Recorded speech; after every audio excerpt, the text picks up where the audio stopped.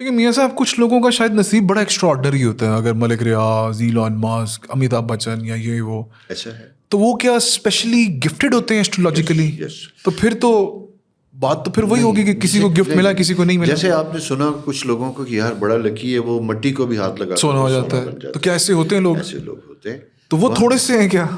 بہت تھوڑے ہوتے ہیں, کیونکہ سارے ہوں تو پھر نظام کائنات نہیں چلے گا. پھر اگر it is one side of the coin کہ جو مٹی کو ہاتھ لگائے سونا, تو کچھ ایسا بھی ہوگا جو سونے کو ہاتھ لگائے مٹی کر دے. ایسا بھی, کیونکہ ہر چیز کا ایک اپوزٹ تو ہے. میں اسی لیے کہہ رہا ہوں کہ وہ بھی ہیں کہ جنہوں نے بہت بڑی بڑی فارچون کو زیرو کیا.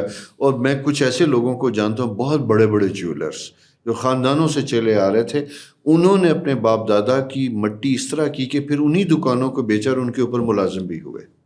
واہ. جو جنریشن سے اون کر رہے تھے, پھر اپنی زندگی میں ان کو لاس کیا اور پھر انہی دکانداروں کے آگے اپنے ایز اے ملازم امپلائیز بھی رہے. میاں صاحب, ایسٹرولوجی کی ہسٹری کیا ہے؟ Where did it start? میرا خیال ہے کہ اسٹرالوجی کی ہسٹری اسی وقت سے اسٹارٹ ہوتی ہے جب سے انسان سویلائزڈ ہوا ہے, ایجوکیشن, جب سے نالج ایجوکیٹ ہوا ہے, جب سے اس نے اپنے بارے میں سوچا اور جاننے کی کوشش کی. کیونکہ یہ کیا ہے انسرٹینٹی, کل کیا ہوگا.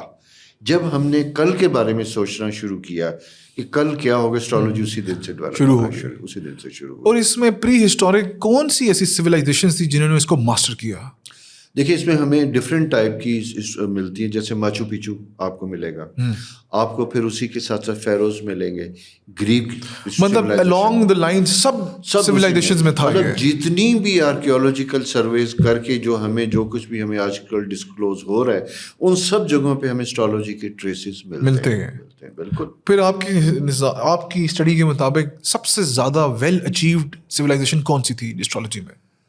اس میں بھی دو چیزیں ہیں. دیکھیں اگر ہم قرآن کے ریفرنس سے اگر بات کرتے ہیں ریلیجن, تو اس میں کچھ سویلائزیشن کے ریفرنس تھے, لیکن اصل میں اگر آپ کو دیکھتا ہوں تو جس سبجیکٹ کو ہم آج بھی فالو کرتے ہیں that was Greek astrology. Greeks were the first one جن کو اسٹرالوجی کیا اس کے اوپر. اچھا. اور پھر اس کے بعد میں اگلی ایک چیز بتاؤں, اس کے بعد سیکنڈ, چونکہ ایک ٹائم ایسا تھا جب یہ ایکسٹرا آرڈنری لوگ جو متلاشی تھے علم کے تلاش کے, وہ دنیا ساری گھومتے تھے.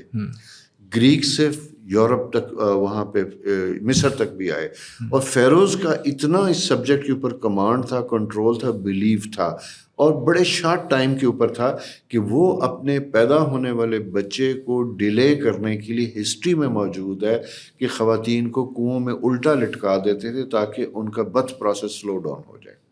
ان کی ماسٹری کا لیول وہ تھا. اتنی ایکوریٹ ٹائمنگ ان کو چاہیے ہوتی تھی کہ یہ بچہ اس وقت پیدا ہو.